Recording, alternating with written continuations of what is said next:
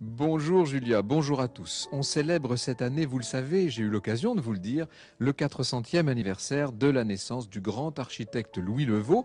Eh bien, c'est au cœur même du plus pur des chefs-d'œuvre de Louis Le Vau, de ce maître du grand siècle, que nous nous retrouvons au cœur du palais de l'Institut de France, cet ancien collège des 4 nations fondé par Mazarin et qui abrite les 5 académies, dont celle qui nous reçoit aujourd'hui, à tout seigneur, tout honneur, l'Académie française.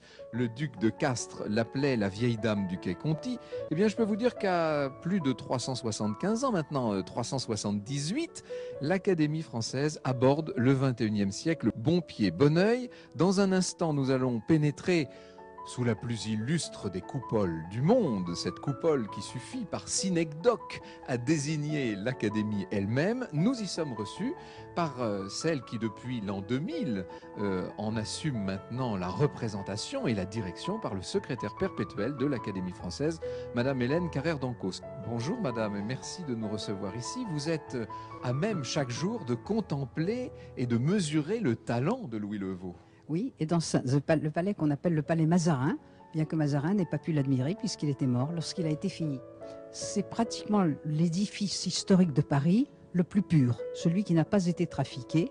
Il est, comme on dit, comme disent les antiquaires, dans son jus. Et ça aussi, c'est très important. Quand on voit le Louvre en face, on ne sait plus quelles sont les parties du Louvre qui sont d'origine. Ici, il n'y a pas un morceau de mur qui ne soit pas d'origine. Oui, Julia, nous nous retrouvons sous la coupole de ce Collège des 4 Nations, de ce palais Mazarin, où siège l'Académie française. Et nous sommes en compagnie du secrétaire perpétuel de l'Académie française, de Madame Carrère-Dancos, qui me faisait remarquer pendant cette petite interruption que nous tournions le dos à la statue de l'empereur Napoléon Ier.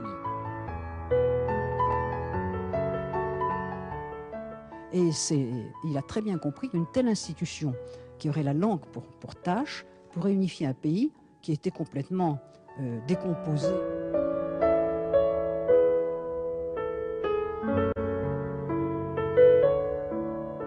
Nous allons, si vous le voulez bien, Madame Carrère-Dancos, quitter cette coupole et nous diriger vers la bibliothèque où nous attend le professeur Pouliquen.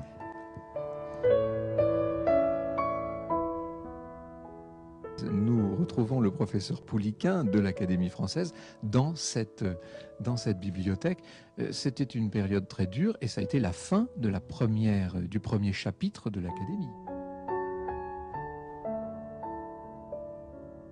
Alors là, dans une galerie en supplément de bibliothèque qui ouvre par de superbes verrières. Dans cette bibliothèque, on passe toujours autour de cette table et on consulte et on regrette de ne pas avoir le temps suffisant pour tous les lire. Et oui, quel incroyable concours de talent que cet Institut de France. Nous allons justement venir dans un instant à la variété des membres de l'Académie française.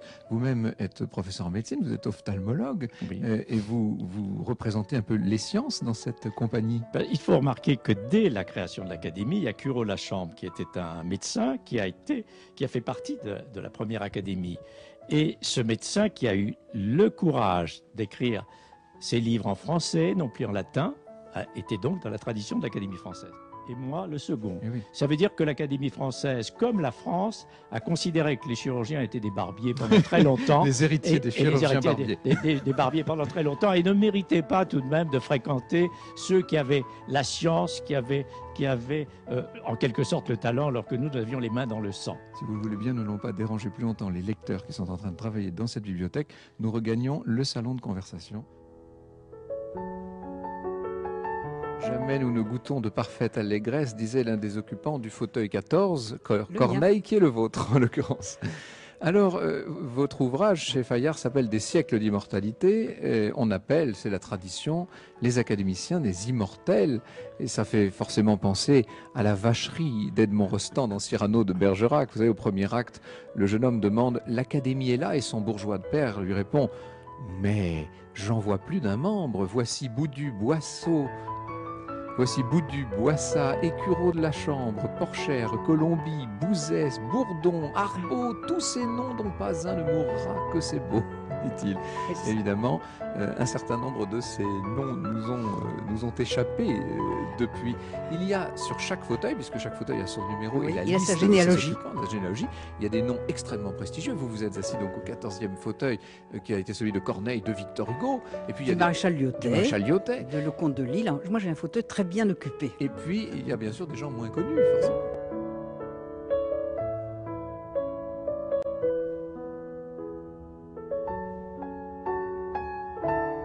Je continue de vous expliquer où nous sommes exactement, Julia. Là, nous quittons le fameux salon de conversation, donc cette sorte de grand vestibule, de galerie où nous étions, où nous parlions avec Madame Carrère-Dancos, et nous entrons dans la grande salle des séances de l'Institut. Alors ça n'est pas l'endroit où siège votre académie. Non, c'est la salle de toutes les autres académies. D'abord, vous voyez, il y a beaucoup de places. Et toutes les autres académies ont des invités, alors que l'Académie française siège à huis clos. Alors, c'est la raison pour laquelle vous voyez des banquettes. Voilà. On peut ajouter des auditeurs. C'est une très grande salle peuplée de bustes et de statues. Elle est dans les tons de bois, de bois au naturel, Oui. à capucine, comme on dit, et puis de velours vert. Et de portraits dans le haut. Et vous avez Molière, vous avez Corneille qui lui fait face, La Fontaine. C'est-à-dire que il y a des savants, mais l'histoire littéraire, l'histoire intellectuelle de la France y tient une place considérable.